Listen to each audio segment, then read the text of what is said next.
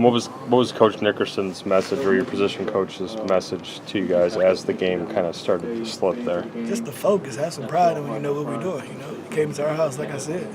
We want to stand up for ourselves. Fight back when we get punched in the face, and then execute after that.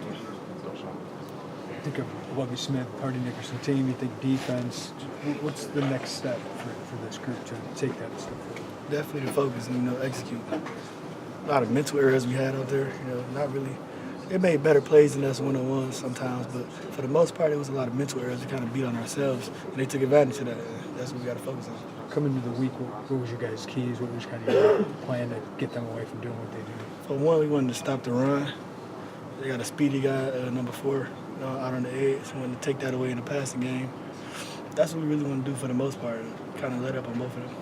You played in different defenses. For young guys that are transitioning to it, just what's the tough part of kind of transitioning to this defense since you've been through it before? Limited mental mistakes. It's I wouldn't say complicated defense, but if you're a young guy coming in, it may be difficult to learn, especially getting thrown in right away. We play young guys a lot all over the field. So really just limiting mental errors, focusing on their keys and then executing at the point of attack. Is there any reason for those mental errors today? Is there anything you can think of, or just why it compounded like it did? Just being young, being young in big games. Young players tend to, either get nervous or just lose their focus mentally, and that's just what I saw out there today.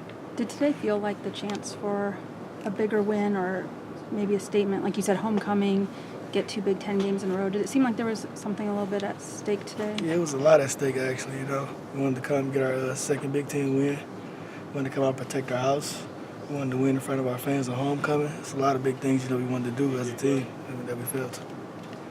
Does it feel like a step back in some ways? Like I said, there was like that chance to kind of get some momentum going, and other games you had been competitive for, even Penn State through part of it. I feel like a couple games back. A couple steps back, actually. Losing like that, you feel like you got to really get into detail on what you made errors in and what you need to focus on. So that's something you got to get in the film room, watch, get on the field, get it cleaned up in corrections, and then execute next week against Wisconsin. You said embarrassed, but you also said motivated. Just can you explain kind of that part of your feeling and what how you'll kind of feed off this in a positive way yourself? I start with embarrassed, because we let a lot of people down. Right. All our fans, people that stayed out there and watched the whole game. Really, I love that from them, but I really feel embarrassed that we couldn't get it for them. It's homecoming, a lot of alumni coming back, watching this type of game, and we let them down. But motivated, really just a guy like me and this team, when we get hit in our mouths, we want to do something about that. We're not going to take that and roll with it. We're going to, turn it around and then try to fix that.